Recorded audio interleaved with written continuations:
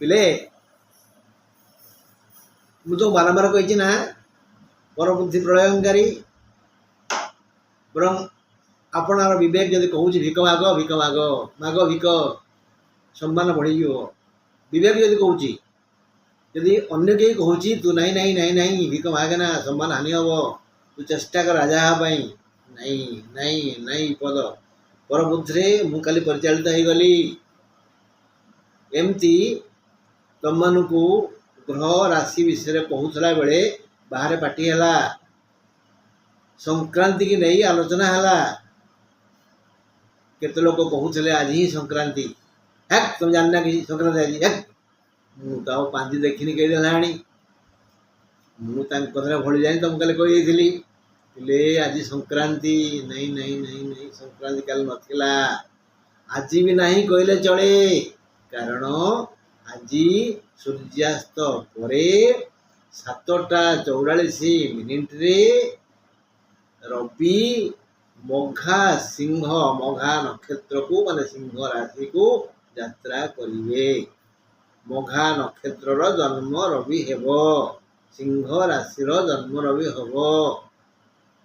ତେଣୁ ସୂର୍ଯ୍ୟାସ୍ତ ପରେ ହେଉଥିବାରୁ ଆଜିରେ 7:44 ପୂର୍ବରୁ ଯେଉଁମାନେ ଜନ୍ମ ନେଇଥିବେ ସେମାନଙ୍କର କର୍କଟରେ ରବି ରହିବେ। 7:44 ପରେ ଯିଏ ଜନ୍ମ ନେବେ ସେମାନଙ୍କର ରବି ସିଂହକୁ ଆସିବେ। ଏଡ଼େ ଭୁଲ କଥା ମୁଁ କାଲି କହିଦେଲି ନା, ଖାଲି ଶୁଣି ଶୁଣିକିରି, ଏଥିପାଇଁ ମୁଁ ଦୁଃଖିତ। ପିଲେ ଗୋଟେ କଥା ନାହିଁ, ତମକୁ କ୍ଲାସରେ ନିଶ୍ଚୟ ପଢ଼େଇଥିଲି, ଏଟା ଭୁଲି ଯାଇଥିବ ବୋଧେ। ସୁଖସ୍ୟ ଦୁଃଖସ୍ୟ ନ କୋପି ଦାତା, କେହି କାହାକୁ ସୁଖ ଦିଏନା କି ଦୁଃଖ ଦିଏନା। ସୁଖସ୍ୟ ଦୁଃଖସ୍ୟ ନ କୋପି ଦାତା ପରୋ ଦଦାତି ଇତି କୁବୁଦ୍ଧି ଏସା। ପରୋ ଦଦାତି, ଅନ୍ୟ ଲୋକ ମୋତେ ଦୁଃଖ ଦେଲା, ୟା ପାଇଁ ମୁଁ ସୁଖ ପାଇଲି, ଏଇ ଯେଉଁ ବୁଦ୍ଧି, ଏସା ବୁଦ୍ଧି କୁବୁଦ୍ଧି, ମନ୍ଦ ବୁଦ୍ଧି, ଏଟା ଭୁଲ, ଏଟା ଭୁଲ, ଏଟା ଭୁଲ। ସୁଖସ୍ୟ ଦୁଃଖସ୍ୟ ନ କୋପି ଦାତା ପରୋ ଦଦାତି କୁବୁଦ୍ଧି ରେସା ଅହଂ କରୋମି। ଏ ଯେଉଁ ଅହଂ ଭାବ, ମୁଁ କରୁଛି, ଏଟା ହେଉଛି ବୃଥା ଅଭିମାନ। ତମେ କିଛି କରୁନ। ଯାହାର ଇଚ୍ଛାରେ ପର୍ବତ ଜଳେ ଭାସଇ ଷୋଲବତ, ଷୋଳ ଯେମିତି ଭାସେ, ପର୍ବତ ଯେମିତି ଯାହା ଇଚ୍ଛାରେ ଭାସେ, ଈଶ୍ୱରଙ୍କ ଇଚ୍ଛା ବିନା ଶୁଖିଲା ପତ୍ର ବି ହଲିବନି। ତେଣୁ ଏ ସ୍ରଷ୍ଟା ଯେ ନିୟତି, ସିଏ ତୁମକୁ ପୁରା ଗାଈ କରିଛନ୍ତି, ଦୈବ ଦୌଡ଼ି ମଣିଷ ଗାଈ, ଜେଣିକି ଟାଣଇ ଟେଣିକି ଯାଇ। ତେଣୁ କେହି କାହାକୁ ସୁଖ ଦିଏନା, କେହି କାହାକୁ ଦୁଃଖ ଦିଏନା। ୟା ପାଇଁ ମୁଁ ସୁଖ ପାଇଲି ଦୁଃଖ ପାଇଲି, ଏଟା ମନ୍ଦ ବୁଦ୍ଧି। ମୁଁ ସବୁ କରୁଛି, ନାଇଁ ତମେ କିଛି କରିପାରୁନ, ତମେ କରିପାରୁଛ ତାହେଲେ ପାହାଡ଼ ଉଠଉନ, ଏ ପୋଖରୀ ଖୋଳୁନ, ଗଛକୁ ବିରାଟ ନଡ଼ିଆ ଗଛକୁ ଭଲ ନଡ଼ିଆ ତଳେ ପକଉନ, ପୁଳାଏ ପିମ୍ପୁଡ଼ି ଆଣି ନିଜେ ଧରି ଚଢ଼ଉନ, ବିଛାକୁ ପାକିଟିରେ ପୁରଉନ, ଗ୍ଲାସ୍ ପାଣି ସାଙ୍ଗରେ ଅଧ ଗ୍ଲାସ୍ ବିଷ ମିଶେଇ ପିଇ ଦେଉନ। ନାଇଁ ନାଇଁ ତମେ କିଛି କରିପାରିବନି, କିଛି କରିପାରିବନି। ହେଲା, ହେଲେ କ'ଣ ନା ସ୍ୱକର୍ମ ସୂତ୍ରଇ ଗ୍ରଥିତା ଇ ଲୋକ, ଏ ସଂସାର ଗୁନ୍ଥା ହେଇଛି। ଆମେ ଯେଉଁ କର୍ମ ସବୁ କରିଚାଲୁନେ, ବିଭିନ୍ନ ସମୟରେ ଜ୍ଞାତରେ ବା ଅଜ୍ଞାତରେ ସମସ୍ତ କର୍ମର ଦ୍ରଷ୍ଟା ନିୟତି, ଯାହାଙ୍କୁ ଚିତ୍ରଗୁପ୍ତ କୁହାଯାଏ, ସେ ସବୁ ଗୁପ୍ତରେ ଚିତ୍ରଣ କରନ୍ତି, ଲେଖନ୍ତି। ଚିତ୍ରଗୁପ୍ତ ଆମେ କେତେ ଭୁଲ କରୁଛେ, କେତେ ଭଲ କରୁଛେ, ସେ ସବୁ ସଜେଇକି ରଖନ୍ତି ଏବଂ ସେହି ଅନୁଯାୟୀ ଫଳ ଦିଅନ୍ତି, ସେହି ବିଧାତା। ବୁଝାଗଲା? ତେଣୁ ମୁଁ କାଲି ଯେଉଁ ଭୁଲ କାମଟି କରିଦେଲି ତା ଫଳ ମୁଁ ଭୋଗିବି ନା, ଯେ ମୁଁ ଭୁଲ କଥା କହିଛି ବୋଲି। ହଁ ପିଲେ, ଆଜି ଆମେ ଆଲୋଚନା କରିବା, କ'ଣ କହିଲ, ସ୍ୱରଳୟ କହିବି, କ୍ଲାସ୍ ନା କ'ଣ? ସୁଖସ୍ୟ ଦୁଃଖସ୍ୟ ନ କୋପି ଦାତା ପରୋ ଦଦାତି ଇତି କୁବୁଦ୍ଧିରେଷା ଅହଂ କରୋମି ଇତି ବୃଥାଭିମାନ ସ୍ୱକର୍ମ ସୂତ୍ରୈ ଗ୍ରଥିତା ଇ ଲୋକ। ହଁ ପିଲେ, ଆଜି ଆମେ ଆଲୋଚନା କରିବା ଯେ ମୀନ ରାଶିର ବାଧକ ସ୍ଥାନ, ବାଧକ ଗ୍ରହ। मीन राशि रे किछि कहबा किंतु मुख्यतः मीन लग्न उपरे कहबा। मीन लग्नर बाधक स्थान किए, बाधक ग्रह किए, कहीं मीन लग्नर व्यक्ति वृंद दुख भोगती, अचानक तक शोक करिया पड़े, अकस्मात धक्का हुए, एक्सीडेंट हुए, कहीं से स्थानांतरित हुए। जे मीन राशि बाधक ग्रह है बुध, बाधक स्थान है कन्या। मीन राशि बाधक ग्रह है बुध, बाधक राशि है कन्या।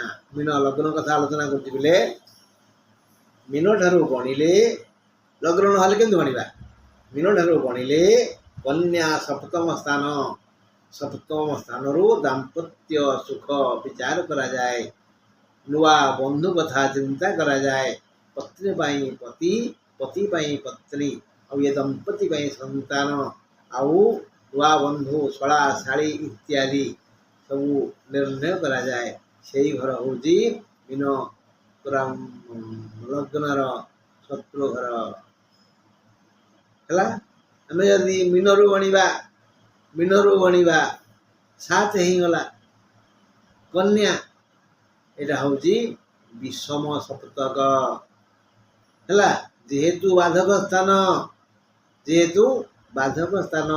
पुणी मीन राशि अधिपति परा बृहस्पति, बृहस्पतिंकर परम शत्रु परा बुध, बुध केबे भी बृहस्पति का मंगल चाहेनी। यही दृष्टिकोण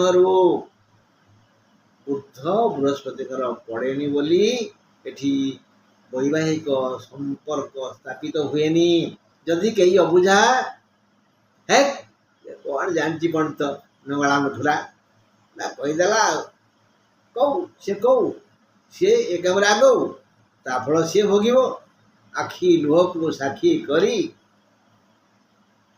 कह मो भाग्य थिला मु कौन करी, मु तो किसी भूल काम जीवन ने करनी मना कर सत्याटा ये सब आम जानी शुणिकी। तेणु मीन राशि सहित कन्या राशि वैवाहिक संबंध स्थापन करने अनुचित है।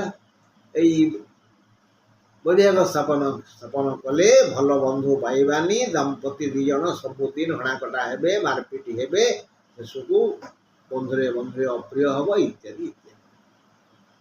मीन ठारू गणिले कन्या सप्तम स्थान, सप्तम घर दाम्पत्य जीवन आरंभ हुए। मीनर अधिपति बृहस्पति और कन्यार अधिपति बुध, यही दुई ग्रह परस्पर शत्रु, यही जोग को विषम सप्तक कह जाए।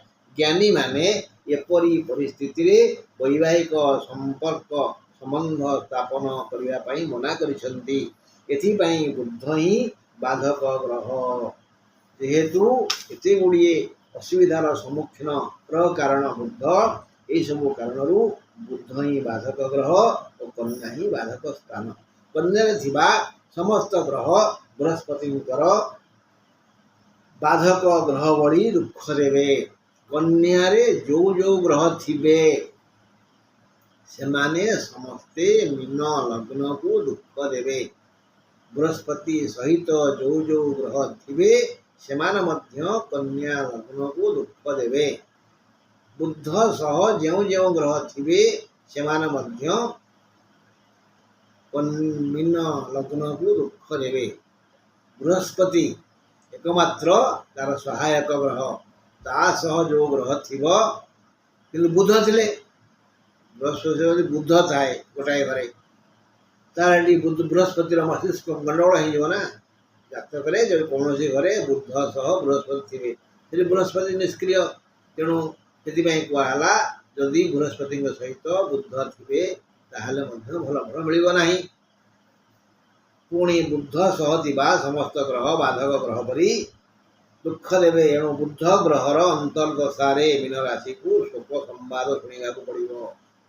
बुध महादशार अंतर्दशारे ता सहीटा 9टा ग्रह आम रवि चंद्र मंगल बुध बृहस्पति अच्छी से 9टी ग्रह दशारे जो बुध अंतर्दशा आसब ତା ମଧ୍ୟ ଶୋକ ସମ୍ବାଦ ଦେବ, ତା ମଧ୍ୟ ଦୁଃଖ ଦେବ। ସେ ସମୟରେ ମଧ୍ୟ ଆମକୁ ପୈତୃକ ସମ୍ପତ୍ତିରୁ ଦୂରକୁ ଯିବାକୁ ପଡ଼ିବ। ସେ ସମୟରେ ନାନା ପ୍ରକାରର ରୋଗ ବ୍ୟାଧି ସହିବାକୁ ପଡ଼ିବ, ଋଣ କରିବାକୁ ପଡ଼ିବ, ଇତ୍ୟାଦି ଇତ୍ୟାଦି ଇତ୍ୟାଦି। ଶତ୍ରୁମାନେ ଏହି ସମୟରେ ମୁଣ୍ଡ ଟେକିବେ ଏବଂ ବିପଦର ମୂଳଦୁଆ ପକାଇବେ। ଏହି ଦୁଃସମୟରେ ପୈତୃକ ସ୍ଥାନ ଛାଡ଼ି ପ୍ରବାସରେ ରହିବାକୁ ପଡ଼ିବ। ଗୁରୁ ସପ୍ତମସ୍ଥ ହେଲେ ମାନେ କନ୍ୟାକୁ ଗୋଚରରେ ଆସିଲେ ପ୍ରବଳ ଧନ ଦେଇଥାନ୍ତି। ଆମେ ଜାଣିଛେ ଗ୍ରହ ଚଳନ ହୁଏ, ଶନି ଚଳନ ହୁଏ, ରାହୁ ଚଳନ ହୁଏ ଇତ୍ୟାଦି ସବୁ ଗ୍ରହ ଚାଲନ୍ତି। ଯେତେବେଳେ ବୃହସ୍ପତି କନ୍ୟା ରହିଯାଆନ୍ତି ସେତେବେଳେ ମୀନ ରାଶିଆ ଭାବନ୍ତି ସପ୍ତମ ସପ୍ତମ ସପ୍ତମ ବୃହସ୍ପତି ହେଲେ। ଯଦି ସେମାନେ ଜଣେଇ ଦିଅନ୍ତି ତମର ସପ୍ତମ ବୃହସ୍ପତି ପ୍ରବଳ ଅର୍ଥ ଆସିବ, ହଁ ତମେ ଏଥର ଗଡ଼ିଆକୁ ପୋତି କୋଠା କରିବ ଇତ୍ୟାଦି ଇତ୍ୟାଦି। ଭୁଲ ଭୁଲ ଭୁଲ ଭୁଲ ଭୁଲ। ତେଣୁ ଗୁରୁ ସପ୍ତମସ୍ଥ ହେଲେ ମାନେ କନ୍ୟାକୁ ଗୋଚରରେ ଆସିଲେ ପ୍ରବଳ ଧନ ଦେଇଥାନ୍ତି। ମାତ୍ର କନ୍ୟା ରାଶିକୁ ସେ ସୁବିଧା ମିଳିବ ନାହିଁ, କାରଣ କନ୍ୟା ହେଉଛି ବାଧକ ସ୍ଥାନ। ସପ୍ତମ ଏକ କେନ୍ଦ୍ର, ସେହି ସପ୍ତମ କେନ୍ଦ୍ରରେ 4 ଗ୍ରହ ବା 3 ଗ୍ରହ ମିଳନ ସୁଯୋଗ ସୃଷ୍ଟି କରିବନି। ମୁଁ ଆଗରୁ ବାରମ୍ବାର କହିଛି ଯେକୌଣସି ଘରେ 4 ଗ୍ରହ ଥିବେ ସେ ଗୋଟେ ଭଲ ଫଳ ଦିଅନ୍ତି। 3 ଗ୍ରହ ଥିଲେ ଟିକେ ଭଲ ଫଳ ଦିଅନ୍ତି। ଯଦି ସେ 4 ଗ୍ରହ ବା 3 ଗ୍ରହ କେନ୍ଦ୍ରରେ ଥାଆନ୍ତି ସେ ଆଉ ଟିକେ ଭଲ ଫଳ ଦିଅନ୍ତି, ପ୍ରମୋଶନ ହୁଏ, ଉନ୍ନତି ହୁଏ। ଯଦି ଏଠି ତାଙ୍କ ସାଙ୍ଗରେ ଚନ୍ଦ୍ର ଥାଏ ତାହେଲେ ଆଉ ଟିକେ ଭଲ ଫଳ ହେବ। ଯଦି ବୃହସ୍ପତି ଥାଆନ୍ତି ଆଉ ଟିକେ ଭଲ ଫଳ ହେବ। ବୃହସ୍ପତି ଓ ଚନ୍ଦ୍ର ଆଉ କେନ୍ଦ୍ର, ବୃହସ୍ପତି ଚନ୍ଦ୍ର ଥିବେ କେନ୍ଦ୍ର ହେଇଥିବ, ସେଠି ଯଦି ଆଉ 2ଟା ଗ୍ରହ ମିଶିକିରି 4 ଗ୍ରହ ସୃଷ୍ଟି କଲେ ବା 3 ଗ୍ରହ ସୃଷ୍ଟି କଲେ ତାହେଲେ ସେମାନଙ୍କର ଜୀବନ ପ୍ରକାଶିତ ହେବ। ଅନ୍ଧକାରରୁ ସେ ବହୁତ ଦୂରକୁ ଯିବେ, ଧନୀ ଜ୍ଞାନୀ ମାନି ଇତ୍ୟାଦି ହେବେ। କିନ୍ତୁ କନ୍ୟାରେ ଏ ଯୋଗ ସୃଷ୍ଟି ହେଲେ ଫଳ ମିଳିବ ନାହିଁ। ଶୁଭ ଗ୍ରହ ତାଲିକାରେ ଶୁକ୍ର, ବୁଧ, ଗୁରୁ, ଚନ୍ଦ୍ର ଥିଲେ ବି ମୀନ ରାଶି ପାଇଁ ବୁଧ ଶୁଭ ଗ୍ରହ ନୁହେଁ। ରବି, ଚନ୍ଦ୍ର ଆଦି ନିଧନ ଗ୍ରହଙ୍କର ଦଶା ମହାଦଶାରେ ବୁଧଙ୍କର ଅନ୍ତର୍ଦଶା ଆସିବ, ତେବେ ଏହି ସମୟକୁ ମଧ୍ୟ ଦୁଃଖପ୍ରଦ ସମୟ ବୋଲି କହିବାକୁ ପଡ଼ିବ। ମେଷ, କନ୍ୟା, ମିଥୁନ ଓ ସିଂହରେ ରବି ସହ ବୁଧ ଥିଲେ ବୁଧାଦିତ୍ୟ ଯୋଗ ହୁଏ। ବୁଧ ଯେହେତୁ ବାଧକ ଗ୍ରହ, ତେଣୁ ରବି ସହ ଥିଲେ ବି ସେ ଭଲ ଫଳ ଦେବେନି। ବୁଧାଦିତ୍ୟ ଯୋଗ ଏ ଜାତକ ପାଇଁ ମାନେ ଶୁଭପ୍ରଦ ହେବନି। କେଉଁ ଜାତକ ପାଇଁ? କନ୍ୟା ମୀନ ଲଗ୍ନ ଜାତକ ପାଇଁ। ମୀନ ରାଶି ପାଇଁ କନ୍ୟାସ୍ଥ ଏ ଯୋଗ ଦୁଃଖପ୍ରଦ ହୋଇଥାଏ। ଯେଣୁ ସପ୍ତମ ଘର ବାଧକ ସ୍ଥାନ। ପୁଅ ଶ୍ୱଶୁର ଘରେ ଏକ ଅଭାବ ଅନୁଭବ କରିବ। ହେଲା, ଯଦି ବାହାଘର ହୁଏ ମାତ୍ର କହିପାରିବନି। ବୋହୂ ସେପରି ଶାଶୁ ଘରେ ଏକ ଅଭାବ ଅନୁଭବ କରିବ, କିଛି କହିପାରିବ ନାହିଁ, ଫଳ କିଛି ହେବନି, ମନ ଖାଲି ଦୁଃଖ ହେବ। ସେହିପରି କୌଣସି ବୁଧବାର ମୀନ ରାଶି କୌଣସି